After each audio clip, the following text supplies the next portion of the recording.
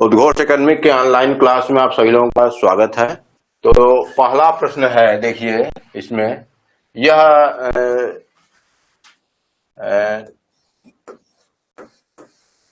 2016 का ये है, जूनियर का पेपर है, टीईटी का, यूपी टीईटी। तो ये पहला प्रश्न है के अनुसार, देखिए यहाँ खाली स्थान के अनुसार बालक का विकास आनुवंशिकता तथा वातावरण का गुणनफल है। तो ये कथन है वुडवर्थ का। देखिए ये वुडवर्थ का कथन है। और थॉर्नडाइक के बारे में आप जानते हैं, थॉर्नडाइक ने क्या क्या किया है। थॉर्नडाइक के लर्निंग के 3 नियम, ये एकदम याद करना है। और इनका आप सिद्धांत भी है, बिल्ली पे इन्होंने प्रयोग भी किया। तीसरे नियम पे जो लॉ ऑफ इफेक्ट है, लॉ ऑफ इफेक्ट, ये तीसरा नियम है, इस पर इन्होंने स्किनर ने काम किया है। तो ये भी अलग से आ रहा है कि थॉर्नडाइक के किस नियम पर स्किनर ने अपना काम किया है। तो इसका जो पहले का आंसर है, वुडवर्थ का ये स्टेटमेंट है। वुडवर्थ के अनुसार बालक का विकास आनुवंशिकता तथा वातावरण का गुणनफल है। तो ये वुडवर्थ का कथन है, याद रखेंगे।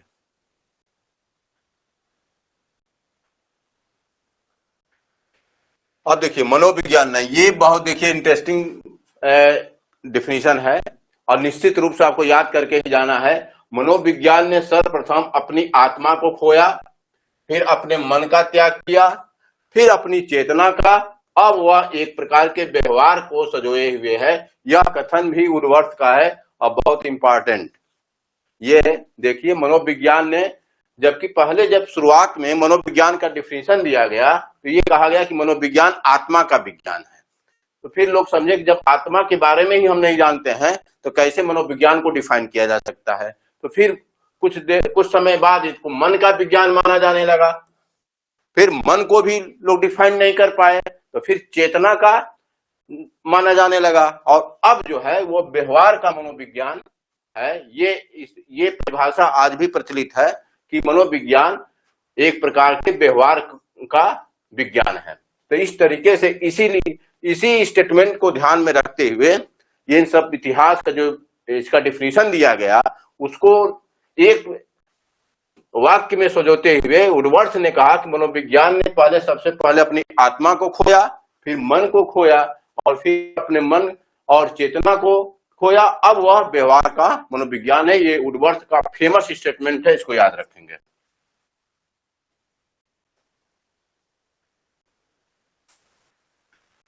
देखिए मनोलैंगिक विकास में सुसुप्तावस्था, अब देखिए यहाँ पे इंग्लिश नहीं है, लैटेंसी स्टेज है, ये लैटेंसी स्टेज। और यह थियरी है फ्रायड का, मनोलैंगिक विकास। देखिए फ्रायड का क्या क्या आ सकता है। फ्रायड का ये सेक्सुअल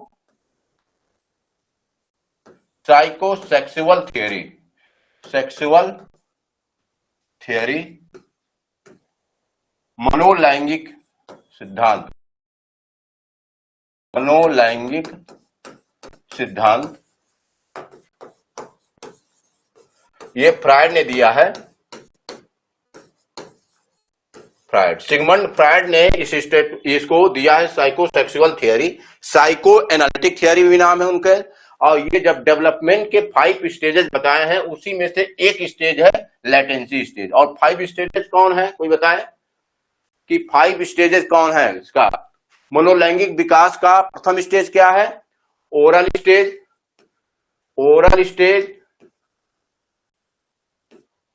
दूसरा क्या है, एनल स्टेज।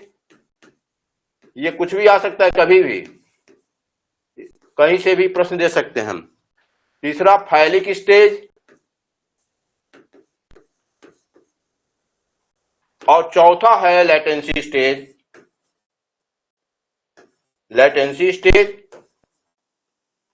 और पांचवा लास्ट में जेनेटिक ऐसे है स्टेज।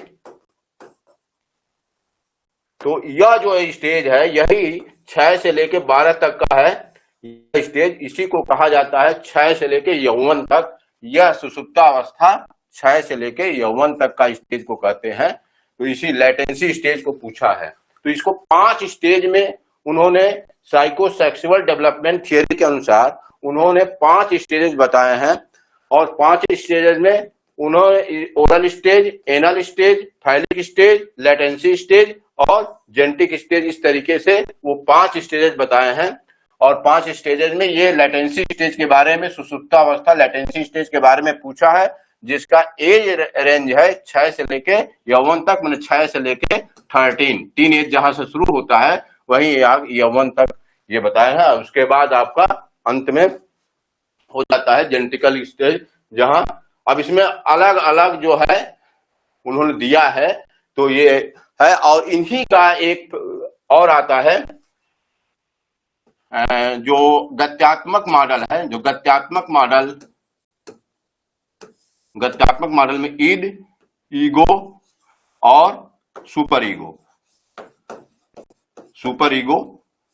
अब जो है ईद जो है यह प्लेजर प्रिंसिपल से गवर्न होता है, ईगो जो है ये रियलिस्टिक प्रिंसिपल से गवर्न होता है, और ये सुपर ईगो जो है ये आइडियलिस्टिक प्रिंसिपल से गवर्न होता है। इस तरीके से वो गत्यात्मक मॉडल में ये बताया है ईद, ईगो और सुपर ईगो। और जो आकारकी मॉडल है वो बताया है, देखिए इसमें अचेतन, अर्धचेतन और चेतन। तो ये आकारकी मॉडल है, टोपोग्राफिकल मॉडल, ये आकारकी मॉडल है, ये गत्यात्मक मॉडल है, और यह साइकोसेक्सुअल डेवलपमेंट के 5 स्टेजेस हैं। इस तरीके से अब इनका जो साइको एनालिटिक, इनके एक थ्योरी ये नाम है साइको एनालिटिक, भी इनके थ्योरी का नाम है। साइकोसेक्सुअल स्टेजेस ये जो दिए गए हैं, और इस तरीके से इनके ये अब जब भी आएगा तो आप इससे भी प्रश्न आ रहे हैं ईद, ईगो और सुपर ईगो से, और इससे भी देखिए ये आया ही हुआ है। तो प्रथम स्टेज को ओरल स्टेज को हिंदी में कहते हैं मुख की अवस्था, मुखी अवस्था। इसी तरीके से ये आपका गुदी अवस्था है, यह लैंगिक अवस्था है, और यह जो है आपका सुषुप्तावस्था, और यह अंत में आपका जो ये सेक्सुअल जो ऑर्गन्स होते हैं उसके लिए ये जेनिटल स्टेज दिया गया है 13 स्टेज में, ये 13 टू एबव। तो ये स्टेजेस हैं मनोलैंगिक विकास के। तो ये प्रश्न किस प्रकार पूछता है, और फ्रायड को निश्चित रूप से आप तैयार करके जाएंगे, फ्रायड। अब इसके बाद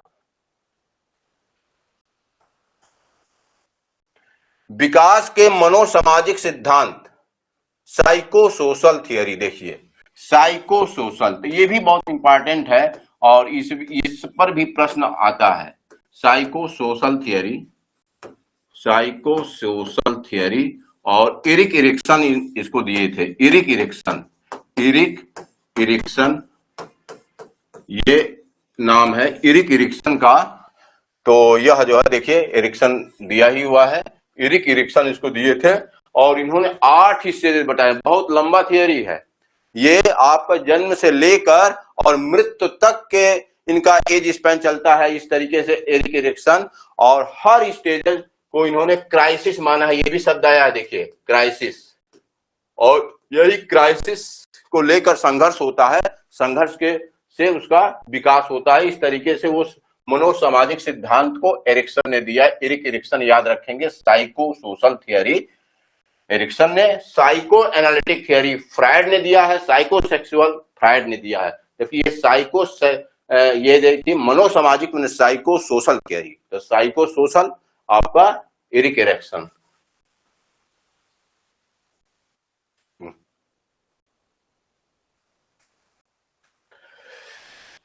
के अनुसार देखिए, अच्छा देखिए आ गया ईद, देखिए ये है ईद, ये है ईगो, और ये है आपका सुपर ईगो।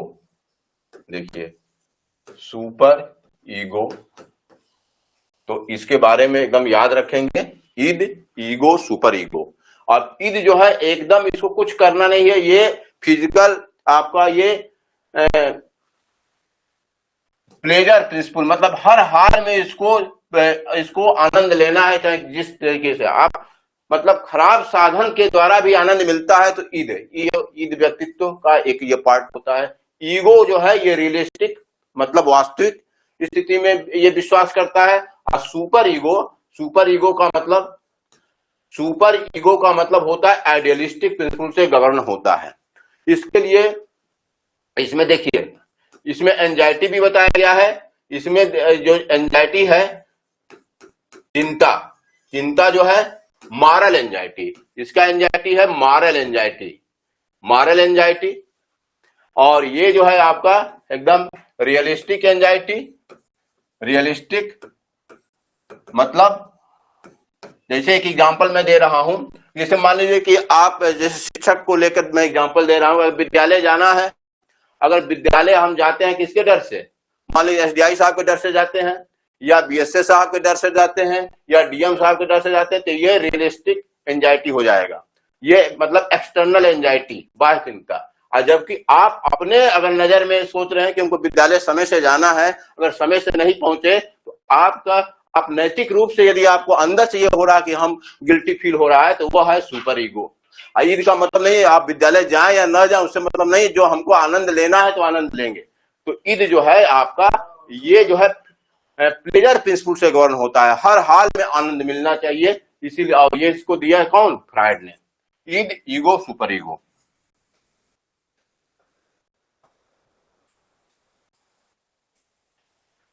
किस व्यवहारवादी का मानना है कि अन्य व्यवहारों की भाषा भी क्रिया प्रस्तुत अनुबंधन द्वारा सीखी जाती है। तो क्रिया प्रस्तुत, देखिए इसमें ऑपरेंट कंडीशनिंग आया है, ऑपरेंट कंडीशनिंग। चलिए इसका उत्तर दीजिए आप लोग, किसका उत्तर, हाँ स्किनर, कई लोगों का आ गया है इसमें। देखिए बी तो ऑपरेंट कंडीशनिंग किसका है, क्रिया प्रसूत अनुबंधन, क्रिया प्रसूत अनुबंधन। ये किसने दिया है, स्किनर ने दिया है।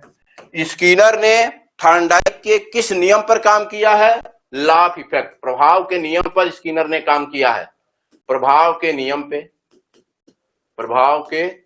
पे। और इन्होंने जो आपका दिया है शब्द जो है, जैसे चेनिंग है, ये याद रखेंगे, चेनिंग, आपका शेपिंग, ये सब एकदम वर्ड जो है याद रखेंगे। चेनिंग है, शेपिंग है, ऑपरेंट कंडीशनिंग है, थॉर्नडाइक के प्रभाव के नियम पर इन्होंने काम किया है, और ये इस तरीके से चूहे पर इन्होंने काम किया है। तो स्किनर, तो इन्होंने बताया किस व्यवहारवादी भी थे, व्यवहारवादी का मानना है कि अन्य व्यवहारों की बात भाषा भी क्रिया प्रसूत, देखिए क्रिया प्रसूत अनुबंधन द्वारा सीखी जाती है। तो स्किनर का ये कथन है।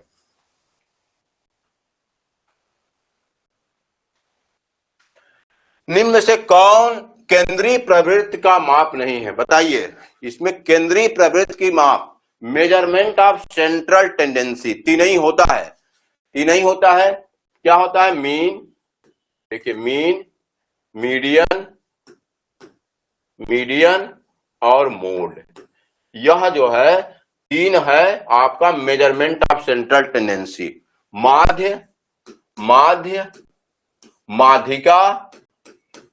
माध्यिका या मध्यांक भी कहा जाता है इसको, या मध्यांक और इसको बहुलक। या अब इसके सिवा अगर तीसरा कोई है तो उसमें देखिए परास दिया है, देखिए प्रसार या रेंज, इसको यह रेंज, यह जो है रेंज क्या है, यह मेजरमेंट ऑफ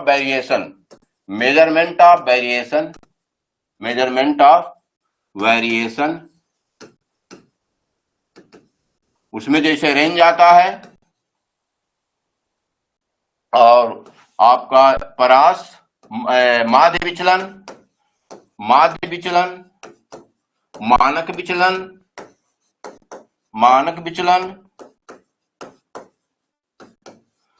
और उसमें आपका क्वार्टाइल डेविएशन, इस तरीके से उसमें सब आते हैं। माध्य विचलन, आपका मीन डेविएशन, देखिए ये इसको मीन डेविएशन कहा जाता है, इसको एसडी स्टैंडर्ड डेविएशन कहा जाता है।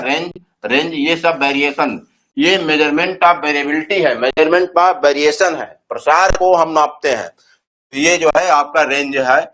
तो ये अलग है। बहुलक और मध्यांक ये क्या है? Central tendency, measurement of central tendency है, तो केंद्रीय प्रवृत्ति का माप नहीं है। इसका उत्तर होगा रेंज।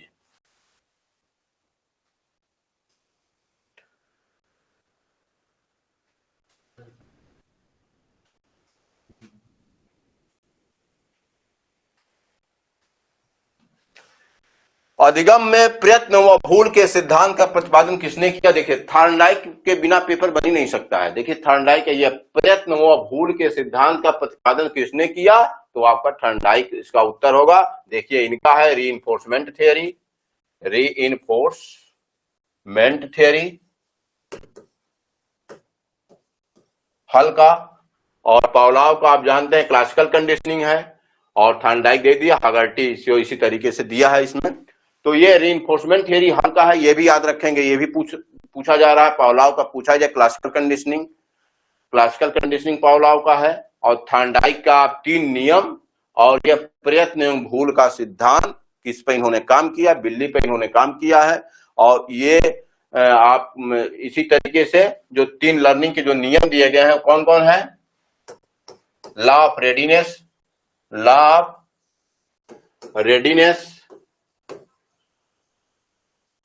तत्परता का नियम,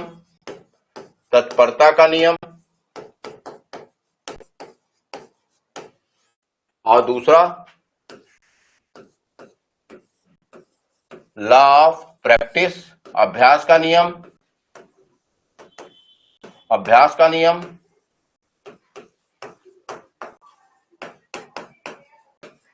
और तीसरा है लॉ ऑफ इफेक्ट। तो थॉर्नडाइक जो है निश्चित रूप से आप याद रखेंगे, थॉर्नडाइक को बिना पढ़े आप नहीं जाएंगे, एकदम विधिवत इसको पढ़िए। लॉ ऑफ इफेक्ट पर ही काम किए हैं स्किनर ने।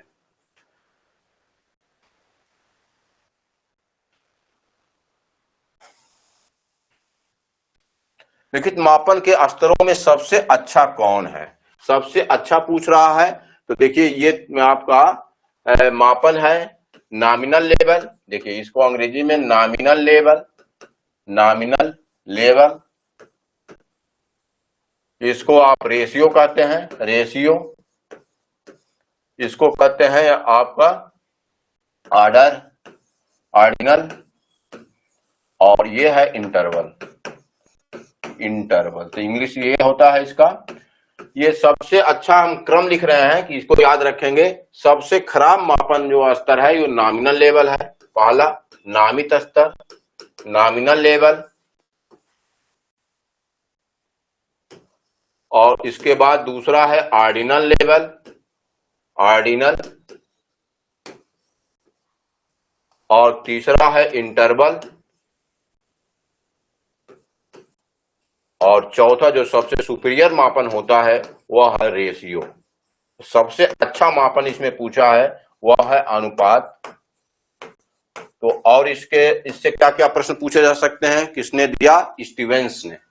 इसको जो वर्गीकरण किए स्टीवेंस, याद रखिएंगे, स्टीवेंस ने दिया है।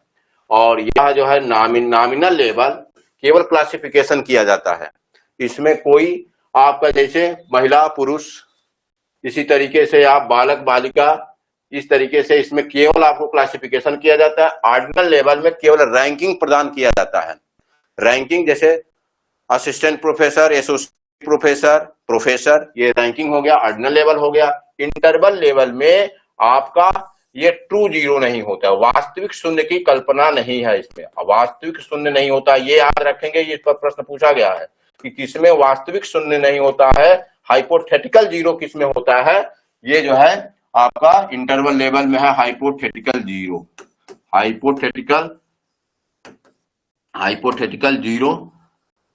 ये होता है। हाइपोथेटिकल जीरो का मतलब एक एग्जांपल दे रहे हैं कि जैसे मान लीजिए आप जाते हैं, आप न्यू बॉर्न चाइल्ड के लिए अगर कपड़ा लेना है तो आप क्या कहते हैं कि 0 साइज, जबकि वास्तव में वो 0 नहीं होता। जीरो का मतलब इसमें अनुपस्थित एकदम 0 नहीं होगा। 0 का मतलब कुछ होगा उसमें, हाइपोथेटिकल शून्य है।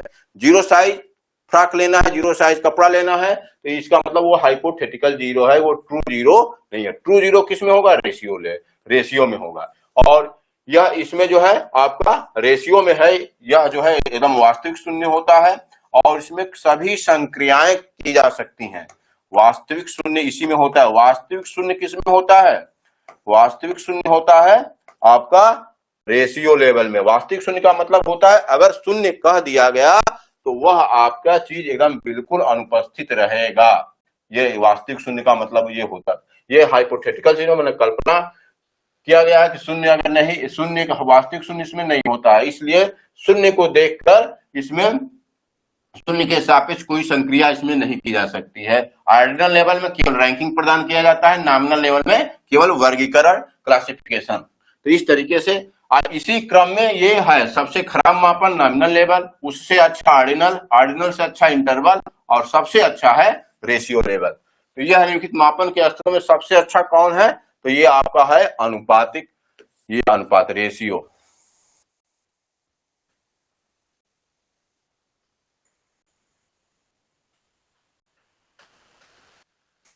अब देखिए इसमें से कौन व्यक्तित्व का प्रक्षेपी परीक्षण नहीं है? अब तक जो पेपर में सॉल्व कराया हूं या इससे प्रश्न इसमें जरूर आया है।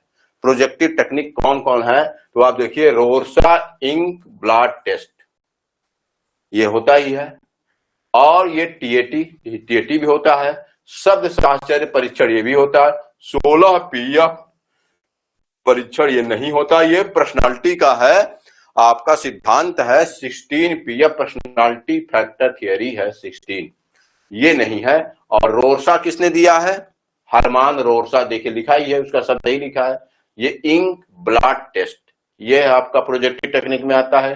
टीएटी आता है, और ये भी याद कर लीजिए सीएटी आता है, चाइल्ड परसेप्शन टेस्ट ये भी आता है बच्चों के लिए। शब्द साहचर्य परीक्षण ये भी आता है, ये नहीं है। 16 पीएफ परीक्षण नहीं है प्रोजेक्टिव टेक्निक में, और ये सब तीनों आते हैं। तो इसका उत्तर डी होगा।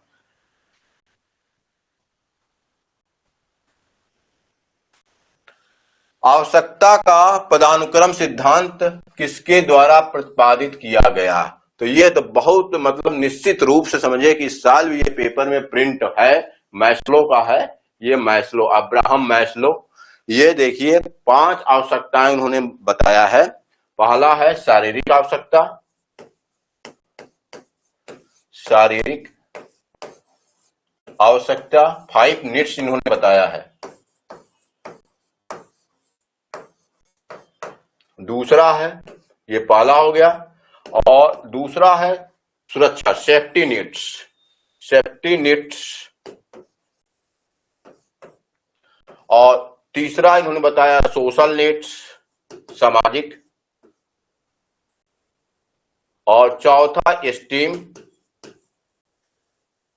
और पांचवा जो है आपका सेल्फ एक्चुअलाइजेशन, सेल्फ एक्चुअलाइजेशन जो सबसे एकदम आपका सबसे सुपीरियर नीड्स है। एस्टीम सम्मान, सम्मान की अवस्था, सम्मान की आवश्यकता, सम्मान।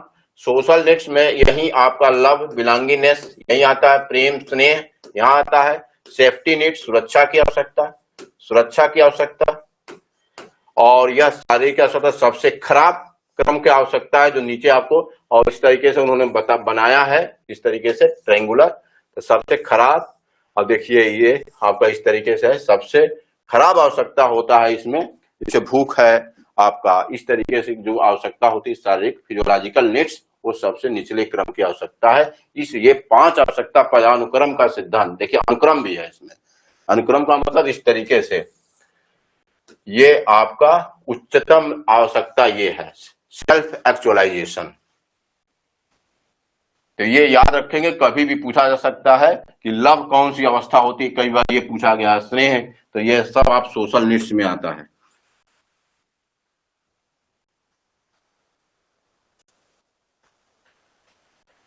निम्न में से कौन किसको मुख्य अधिकार की? ये मास्टर ग्लैंड पूछा है, इंग्लिश इसका मास्टर ग्लैंड दिया है। अब सब लोग जानते हैं मटर के दाने के बराबर मस्तिष्क में ये ग्लैंड होता है और सबको गवर्न करता है मास्टर ग्लैंड। पीयूष, पीयूष इसका होता है, पीयूष पिट्यूटरी ग्लैंड जो होता है, यह जो है मास्टर ग्लैंड होता है। और इसमें किस ग्लैंड को, ये देखिए एड्रिनल जो है, ये तो आपको जान ही रहे हैं कहाँ होता है, किडनी पे एड्रिनल, ये, और थायराइड आपका गले में होता है, अंतःस्रावी का ये प्रकार है सब। तो इस तरीके से आप ये देखेंगे, ये पीयूष ग्रंथि जो है इसको कहते हैं मास्टर ग्लैंड्स, मास्टर ग्लैंड्स।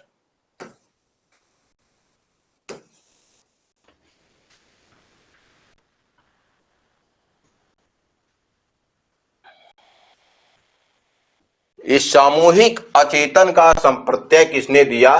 तो ये युंग ने दिया, ये भी फ्रायड के शिष्य थे युंग, तो युंग ने दिया है। लेकिन फ्रायड से कुछ बातों पे, जैसे साइकोसेक्सुअल डेवलपमेंट उन्होंने जो स्टेजेस दिया है उससे ये असहमत व्यक्त किए थे युंग ने।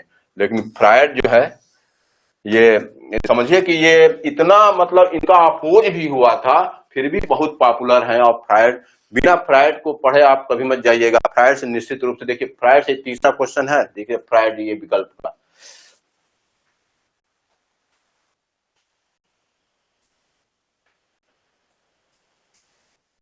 और देखिए अंगूर खट्टे हैं का किसका उदाहरण है? तो ये है आपका डिफेंस मैकेनिज्म। यह जो है डिफेंस मैकेनिज्म, और इसको फ्रायड ने शुरू किया था। और इनके जो अधूरे काम को, इनकी लड़की थी अन्ना फ्रायड, अन्ना फ्रायड ने इस पर काम किया है। तो अन्ना फ्रायड ने ये रक्षा युक्तियां, और ये बहुत ही आवश्यक है रक्षा युक्तियां, क्योंकि देखिए यह व्यक्तित्व निर्माण में इसका बहुत अहम रोल है। अगर ये न हो रक्षा युक्तियां तो आदमी पागल हो सकता है, मतलब हमेशा एक ही जैसे उसका जीवन नहीं होता है। उसी तरीके से जैसे अंगूर खट्टे हैं, अंगूर खट्टे हैं कब कहा जाता है? आप जानते हैं अंगूर खट्टे हैं? तो देखिए इसमें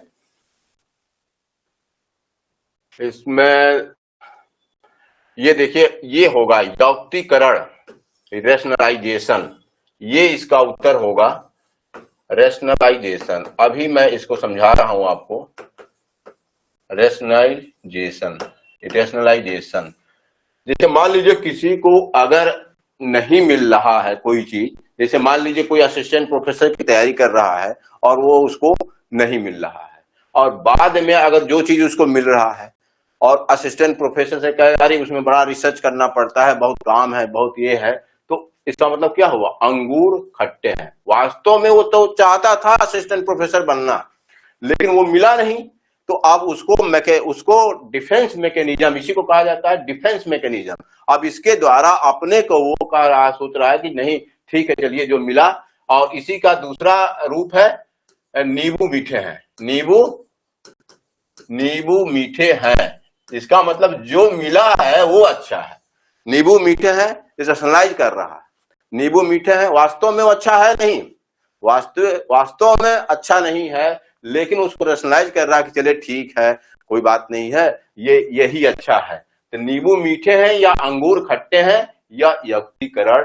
इसी तरीके से देखिए ये है आपका रिप्रेशन, अब ये अंग्रेजी नहीं लिखा है, रिप्रेशन, रिप्रेशन, ये है रिग्रेशन, रिग्रेशन, और ये है रिएक्शन, ये है रिएक्शन। तो ये सब चीज क्या भी, ये सब भी रक्षा युक्तियां हैं। जैसे दमन क्या है? दमन मतलब अगर पहले की इच्छाओं का किसी तरीके से आपने दमन करना, माने अचेतन मन में लेते जाना।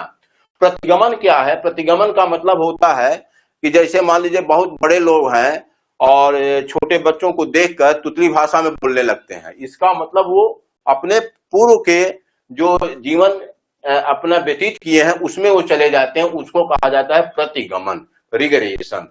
रिग्रेशन एक आपको उसमें भी पढ़ने को मिलेगा, अगर सांख्यिकी में रिग्रेशन, प्रतिगमन, ये भी आपको मिलता है। और युक्तिकरण तो बता ही दिया आपको, रैशनलाइजेशन। प्रतिक्रिया निर्माण की, प्रतिक्रिया निर्माण का मतलब क्या होता है कि इसके लिए कहा जाता है कि मुख में राम बगल में छुरी, मुख में राम बगल में छुरी, प्रतिक्रिया निर्माण का ये सबसे बड़ा एग्जाम्पल दिया जाता है। तो इस तरीके से यह डिफेंस मैकेनिज्म अपने को मेंटेन करने के लिए, अपने जैसे व्यक्तित्व को सही करने के लिए, हमेशा सुख दुख आता रहता है, तो अपने व्यक्तित्व को सही करने के लिए इसकी सहारा आदमी लेता है, इसका सहायता लेता है। और इस तरीके से 13-14 डिफेंस मैकेनिज्म को अन्ना फ्राइड ने बताया है, जो उनकी लड़की है। तो अंगूर खट्टे हैं, इसका उत्तर आपका सी होगा, रेशनलाइजेशन।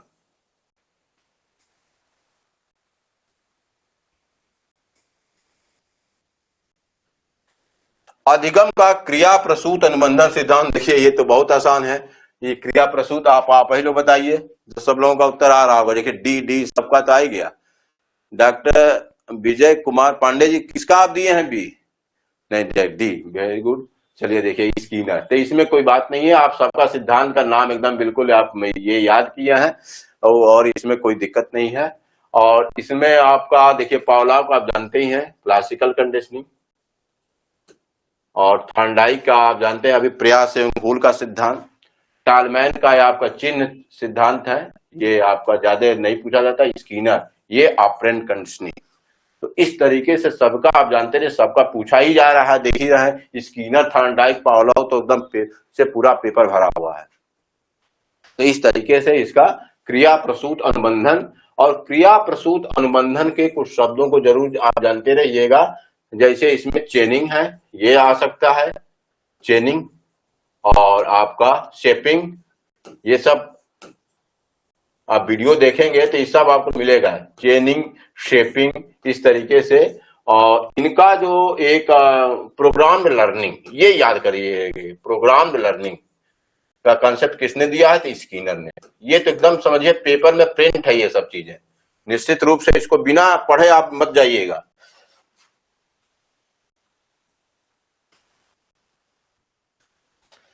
तो ये औसत बुद्धि वाले बालकों की बुद्धि लब्ध एकदम आप जानते हैं 90 से 109 या 110, कहीं कहीं लिखा रहता है 90 से 109 के बीच होगी।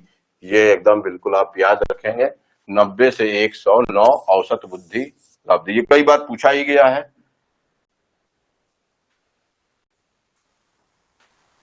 बंडूरा का कथन है कि बच्चे प्रतिक्रियाएं प्रतिमानीकरण द्वारा सीखते हैं। देखिए बहुत फेमस स्टेटमेंट अल्बर्ट बंडूरा का है, और यह जो है आपका प्रतिक्रिया, तो इनका अब इनके सिद्धांत का नाम देखिए, सोशल लर्निंग थियरी है, सामाजिक अधिगम का सिद्धांत। पहला तो इनका यही नाम है, social learning theory, social learning theory.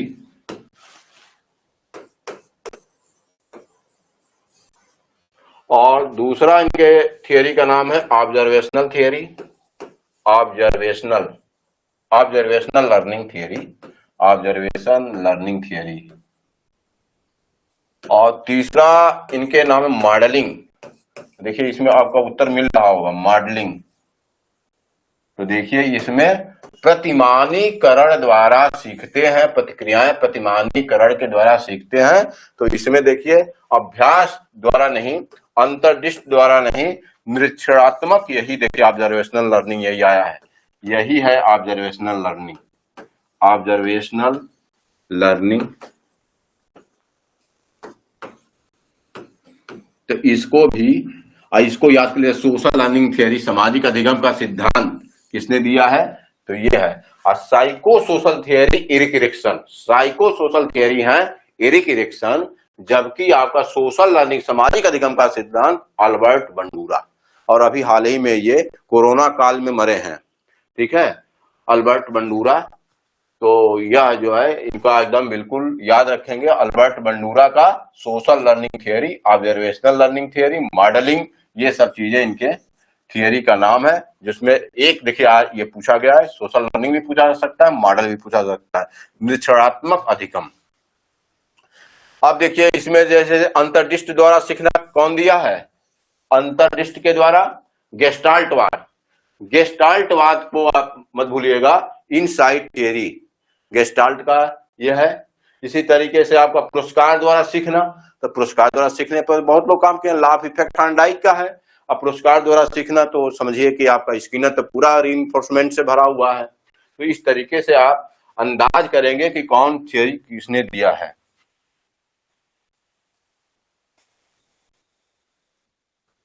अब जीन पियाजे देखिए, हमेशा इनका जीन पियाजे, तो ये संरचनावादी थे, याद रखेंगे संरचनावादी। क्या क्या जीन पियाजे के में याद रखेंगे? संरचनावादी थे ये। आज भी कंस्ट्रक्टिव क्लासरूम की कल्पना की जा रही है, संरचनावादी थे। माने बच्चा ज्ञान का निर्माण खुद करेगा, ये संरचनावादी। और यह जो है रेडिकल कंस्ट्रक्टिविस्ट थे। ये व्यक्तिगत मतलब व्यक्ति के, अब ये था मतलब अकेले बच्चा ज्ञान का निर्माण करेगा। और इसी में सामाजिक अगर जोड़ देते हैं तो आपका ये लेव वायगॉत्स्की सामाजिक मतलब सोशल कंस्ट्रक्टिविस्ट, ये संरचनावादी थे। कौन? लेव वायगॉत्स्की। और यह जो है व्यक्तिवादी या रेडिकल देखिएगा इंग्लिश में लिखा होगा, रेडिकल कंस्ट्रक्टिविस्ट थे संरचना, ये जीन पियाजे। और जीन पियाजे के जो 4 स्टेजेस हैं आपको दिया ही गया है इसमें, देखिए इसमें कहने की आवश्यकता नहीं है। ये है सेंसरी मोटर स्टेज, ये है प्री आपका, और ये है आपका फॉर्मल ऑपरेशनल, और ये है कंक्रीट ऑपरेशनल। और ऑपरेशनल शब्द ये तर्क निर्माण के लिए इन्होंने प्रयोग किया है। तो पियाजे के संज्ञानात्मक विकास सिद्धांत में अमूर्त तर्क एवं नैतिक चिंतन, ये हाइपोथेटिकल चिंतन, देखिए एब्स्ट्रैक्ट थिंकिंग, इसको आप अंग्रेजी में पढ़ेंगे एब्स्ट्रैक्ट थिंकिंग। और आगे जो दिया है वो है हाइपोथेटिकल रीजनिंग, हाइपोथेटिकल। तो ये किस स्टेज की विशेषता है, ये हमेशा पूछा जा रहा है। तो ये आप देखिए सब लोगों का उत्तर आ ही गया होगा, देखें। हाँ देखिए सबका उत्तर देखिए एकदम एक और से सी। इसका औपचारिक संक्रिया की अवस्था फॉर्मल ऑपरेशनल स्टेज का ये विशेषता है, सबसे बड़ी विशेषता abstract thinking, hypothetical deductive reasoning, ये सब आपका मतलब अमूर्त चिंतन की जब योग्यता आ जाती है वो है चौथा और अंतिम स्टेज फॉर्मल ऑपरेशनल स्टेज। और इस स्टेज में बच्चा नन्हा वैज्ञानिक बन चुका होता है और आपका जितना काज इफेक्ट रिलेशनशिप सोचने लगता है। इसी तरीके से हाइपोथेटिकल रीजनिंग या आपका एब्स्ट्रैक्ट थिंकिंग बिना कुछ देखे वह अमूर्त चिंतन करने लगता है। ये औपचारिक संक्रिया अवस्था यही पूछा है, ये सी इसका सही है।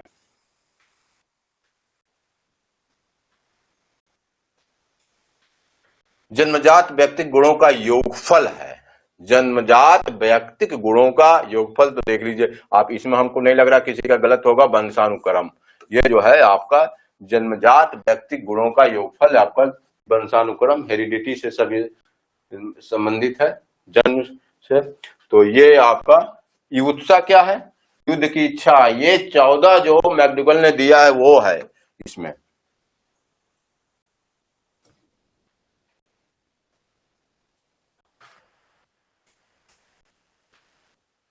मनोवैज्ञानिकों के अनुसार निम्नलिखित में से किस विधि द्वारा मूल प्रवृत्तियों में परिवर्तन किया लाया जा सकता है?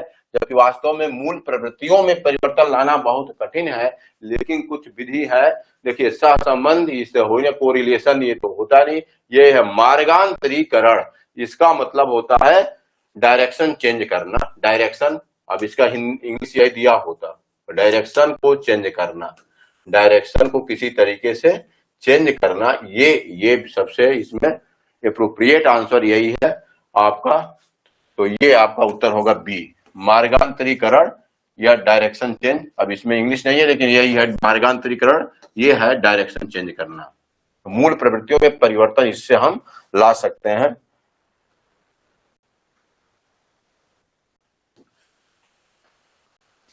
प्रत्ययों का बनते रहना एक, तो जानते हैं कॉन्सेप्ट फॉर्मेशन, एक के ऊपर एक, एक के ऊपर एक, और एक का नाम है संचयी, कुमुलेटिव। ये इसमें तो कोई गलत कर ही नहीं सकता है, कुमुलेटिव संचयी। ये है संचयी, एक के ऊपर एक कॉन्सेप्ट बनता रहता है। और ये और कोई विकल्प इसमें सही नहीं है, डी इसमें सबसे एप्रोप्रिएट आंसर है। लेकिन कौन सा भूलने का कारण नहीं है, ये भी किसी का गलत नहीं होगा। देखिए हाँ क्या क्या है, मानसिक द्वंद निश्चित रूप से भूल सकता है। पुनरावृत्ति का अभाव, बार बार अगर आप रिपीट नहीं करेंगे तो भूल जाएगा। सीखने की मात्रा, ये भी आप कितना सीखे हैं उस पर डिपेंड करता है, फॉरगेटिंग। तो निश्चित रूप से शिक्षक की योग्यता। देखिए सबका उत्तर भी सही है, ऐसा इसमें डिस्ट्रैक्टर ही बनाया है कि कौन सा भूलने का कारण नहीं है, शिक्षक की योग्यता। और सब चीजें भूलने का कारण है। मानसिक द्वंद्व रहेगा तो आप भूल सकते हैं, पुनरावृत्ति का अभाव रहेगा तो आप भूल सकते हैं, सीखने की मात्रा में कमी रहेगा तो आप भूल सकते हैं। शिक्षक की योग्यता इसमें कोई रोल नहीं है।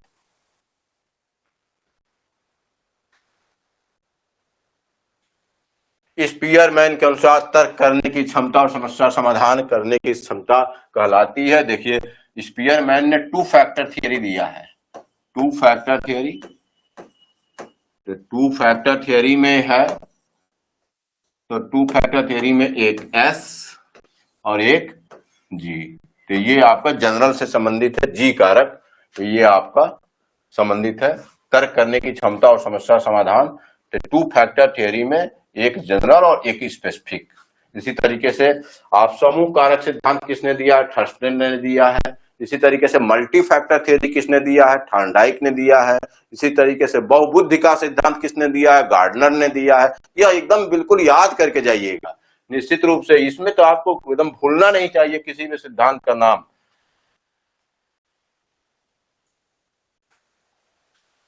पढ़ाते समय सामान्य कक्षा में अध्यापक का सर्वाधिक ध्यान किस मनोवैज्ञानिक तथ्य पर होना चाहिए, तो आप उत्तर तुरंत दीजिए। इसका एकदम बिल्कुल एकदम सही है निश्चित रूप से।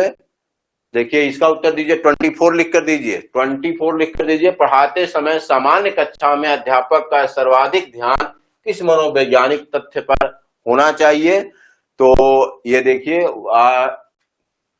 देखिए, हाँ, रागनी मैडम का आ गया। देखिए, व्यक्तिक इंडिविजुअल डिफरेंस सबसे ज्यादा किस पर देना है आपको, इंडिविजुअल डिफरेंस पे आपको ध्यान देना है, और ये किसी का गलत होगा भी नहीं, इंडिविजुअल डिफरेंस।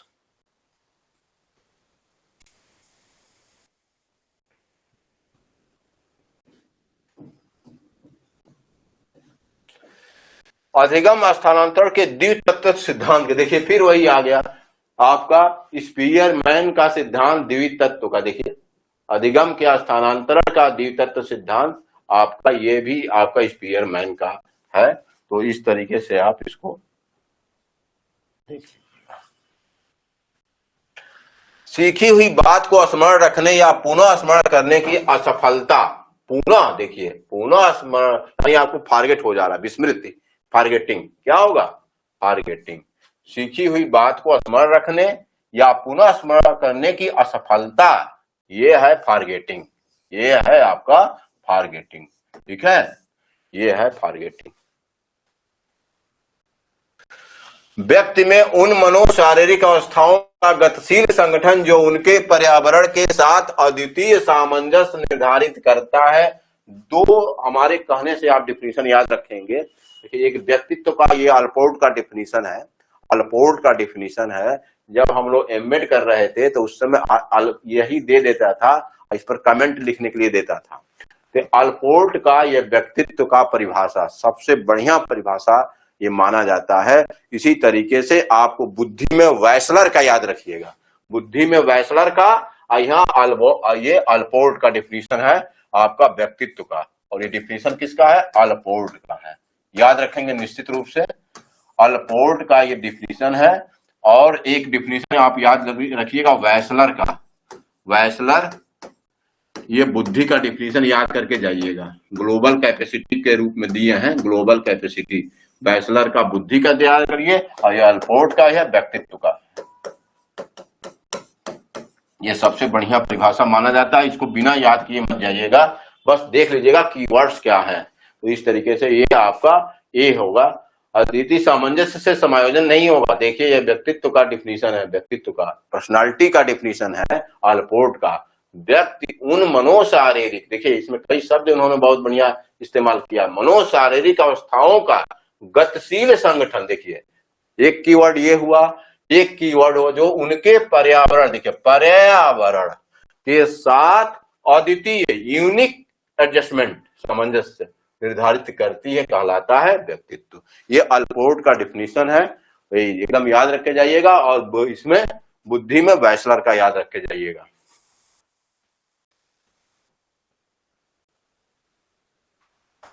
ये तो देखिए बायोलॉजी का सब लोग जान ही रहे। सामान्य पुरुष में XY गुणसूत्र होते हैं, जबकि सामान्य महिला में XX होता है। बस इसमें कोई देखिए XX गुणसूत्र और जो बायोलॉजी के होंगे वो विशेष रूप से इसको बताएंगे। XX महिलाओं में XX ये होता है और सामान्य पुरुष में XY। तो इस तरीके से XY और यह XX, और जब इसके परिणाम स्वरूप क्या क्या हो सकता है XY तो लड़का, और जब इसका इस तरीके से अगर दूसरा ये होगा, दूसरा क्या हो सकता है XX, तो फिर लड़की पैदा होती है। ये गुणसूत्र का ये मतलब है, तो इसलिए XX होगा इसमें।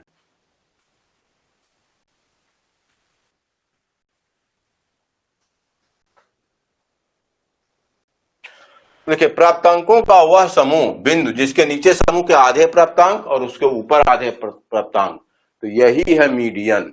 और यह जो है पोजिशनल, देखिए इसी को कहा जाता है पोजिशनल, पोजीशन से संबंधित है मीडियन।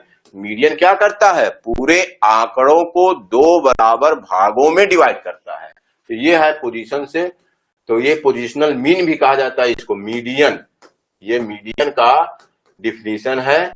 और यही मीडियन जैसे, और मीडियन के जो और मीडियन फैमिली के हैं कौन कौन है बताए तो है हम आपको लोगों को। क्वार्टाइल है, क्वार्टाइल, अब क्वार्टाइल और उसके बाद डेसाइल है और परसेंटाइल, परसेंटाइल और ये मीडियन। अब ये जैसे क्वार्टाइल क्या होता है, क्वार्टाइल पूरे आंकड़ों को 4 बराबर भागों में बांटने वाला ये क्वार्टाइल है। अब क्वार्टाइल में कई तरीके का, एक फर्स्ट क्वार्टाइल तो ये 1/4 होता है। सेकंड क्वार्टाइल, सेकंड क्वार्टाइल को क्या कहते हैं, चतुर्थांश होता है, इसी को कहते हैं मीडियन, 1/2 ये मीडियन। और एक होता है थर्ड क्वार्टाइल जो 3/4 भागों में। इसी तरीके से डेसाइल क्या करता है, पूरे आंकड़ों को 10 बराबर भागों में बांटता है। और उसी तरीके से परसेंटाइल पूरे आंकड़ों को 100 बराबर भागों में बांटता है। ये मीडियन इस फैमिली का है, जबकि इसको सेंट्रल टेंडेंसी में भी रखा गया है। तो ये है पोजीशन, पोजीशन का। और अगर मीन मीडियन मोड में सबसे डिफरेंट आपको बताना हो तो आप कह दीजिएगा मीडियन, क्योंकि ये मीडियन इसीलिए डिफरेंट हो जाता है, इसलिए सबसे ज्यादा क्वेश्चन अगर आता है तो मीडियन पे आता है। देखिए तो ये आपका मीडियन है।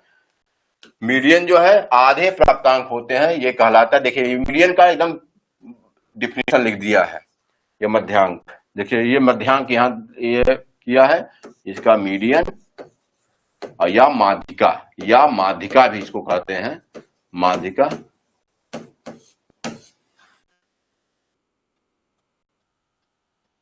अब ये लास्ट क्वेश्चन है आज का। आवृत्ति वितरण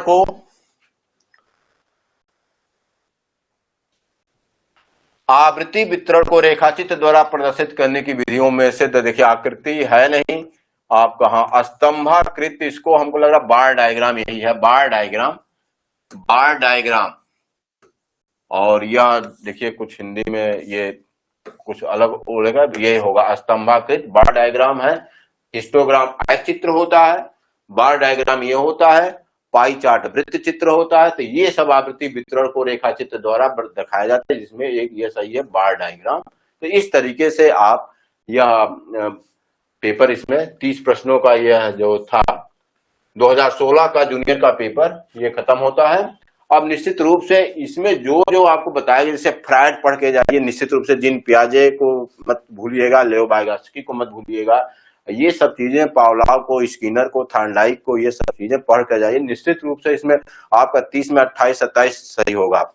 हो सकता है नया आयोग है, नया आयोग को ये पहला टीईटी करा रहा है, तो कुछ हो सकता है सी टेट से वो ले सकते हैं, तो सी टेट के द्वारा हो सकता है कुछ बड़ा बड़ा प्रश्न दें, तो आपकी तैयारी अच्छी रहेगी तो निश्चित रूप से इसमें ये निश्चित रूप से निकल जाएगा। Thank you very much.